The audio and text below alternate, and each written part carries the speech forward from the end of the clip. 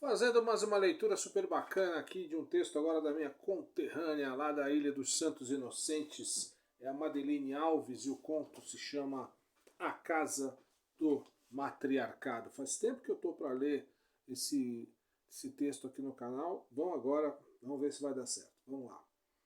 A Casa do Matriarcado, Madeline Alves. Acordar. Tomar café com leite contando feijão com a avó, ajudando e brincando com as pedrinhas inúteis para um bom caldo.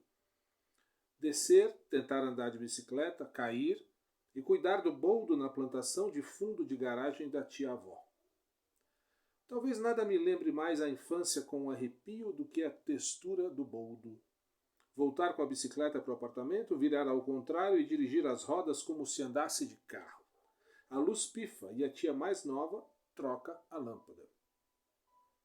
Daria 2 dias, todas as mulheres arrumariam a casa, pintariam as paredes, melhor do que os homens contratados, pagos e não cumpridores do acordado, e carregariam cada parte do armário de muitos pesos e portas.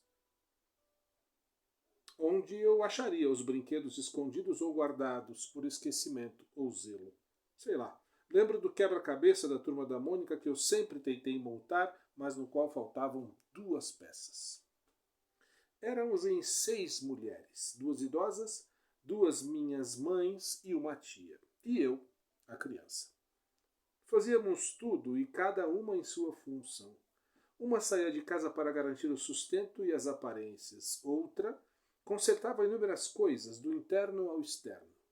Outra cozinhava, me ensinava paciência nos 2 sentidos dos 2 jogos, o da vida e o das cartas. E de vez em quando, daqueles olhos azuis, saía uma música que brotava em uma voz de soprano. De outra, saíam os mais doces bolos, as palavras mais amargas em respostas atravessadas, culminando nas piadas mais desbocadas de chorar de rir. Nos dias de chuva, não podia faltar as muitas versões da festa em que São Pedro foi, tomou todas, etílicas ou não, e, sem se segurar, partiu para o banheiro, chovendo na cabeça da gente. A cada dia de chuva, uma versão mais rica em detalhes. E que me abençoe, Santa Bárbara. A mulher mais importante era a segunda mais nova, a minha verdadeira mãe, a da minha alma. A que enxergava as almas das coisas e cuidava das nossas. A minha ama de leite sem leite, a quem eu chamei de mãe desde a primeira palavra, e não a minha mãe de sangue. E por trás dela, todas as mulheres espirituais, desde tempos imemoriais. Esta era a minha nada convencional família, feita por 6 mulheres e nenhum homem para resolver nada. Nenhum homem para esperar ou delegar. As brancas, a negra, a índia e a parda. Todas as mulheres e todas as cores na alma de cada uma das 6. Até agora eu demoro para entender o tamanho da minha sorte. Eram 6 mulheres que assistiam futebol, tomavam cerveja, falavam palavrão, sentavam como queriam, dançavam quando queriam, pagavam as contas. Estas eram as minhas heroínas, talvez. E isso provavelmente explica o porquê é tão difícil para mim erguer ídolos. Mas o conhecimento, para a gente, sempre foi mais as atitudes e a visão do mundo do que a falácia e a posse. Mais o conhecimento que ninguém te tira do que os artigos de luxo da última moda, cada vez mais obsoletos. Contudo, precisei chegar na casa dos 30, Beauvoir e Pincola Estés, como vocês têm razão, para entender que inconscientemente 5 mulheres selvagens reuniram-se em uma casa para criar uma cesta, que hoje sabe da responsabilidade de ter recebido um legado de força. Nascer sem precisar se descobrir tanto e ainda assim descobrir tanto. Da força de ser o mais instintivamente honesta e feita da verdade do seu ser para além de qualquer classificação. É uma essência inominável, que me traz lágrimas de força sensível ao lembrar que muito aconteceu desde que as 6 viraram apenas 3. A que sustentava aparências deixou-se ferozmente iludir pelo jogo dos espelhos e se foi, deixando vago um lugar de sustento, o qual tive que ocupar e manter sabe-se lá com que sanidade.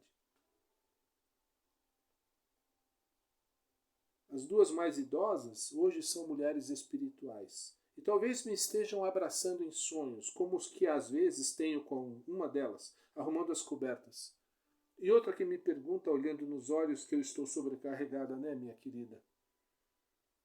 As outras 2 mantêm o orgulho de realizar o que se pode, apesar das limitações, dos remédios fortes e de um cotidiano pandêmico que trouxe à tona todas as vulnerabilidades que se queria esconder. Afinal, qual não foi minha surpresa ao descobrir que essas mulheres não se acham assim tão merecedoras de seus direitos após uma vida inteira de desenganos, direitos ceifados e xingar para excrescer e se manter de pé.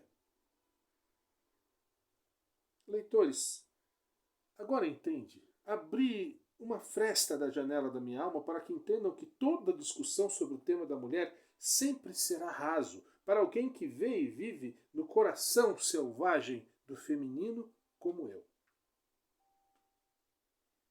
Para mim, por tudo isso, será sempre uma questão de ser. E ponto. E never mind the blocks. Este é um grande privilégio que eu tive nesta vida e imagino que haja algo importante a ser feito com essa carga psíquica a que fui imersa sem censuras ou freios. Eu não entendia os olhares de admiração de algumas mulheres e homens e pessoas em determinadas situações até este exato ponto. Por que ela fala abertamente assim? Por que ela age sem temor assim? Como ela consegue suportar tanto assim e seguir?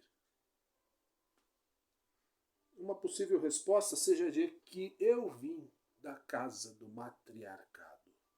E ninguém pode parar uma alma que foi curada por outras almas tão imersas no fogo da verdade quanto as que se reúnem num único propósito de viver de acordo com a sua própria bússola. E ponto final. Madeleine Alves, minha querida, que belo texto. Demorei tanto para ler, né? Mas faço questão de registrar aqui a leitura desse texto tão bonito que fala dessa feminilidade, dessa ancestralidade, dessa ligação útero-mulher-natureza, daquilo que há mais humano dentro do universo feminino que nós, homens, demoramos tanto a entender, conceber, e a força da sua narrativa, a força da sua ancestralidade, a força das milhares de mulheres que habitam em cada uma das mulheres. A Casa do Matriarcado, assim mesmo, com letra maiúscula, é um belo texto de Madeleine Alves, que eu, com carinho e pelo apreço que eu tenho pela sua autora, registro aqui no nosso canal. Um abraço, até a próxima.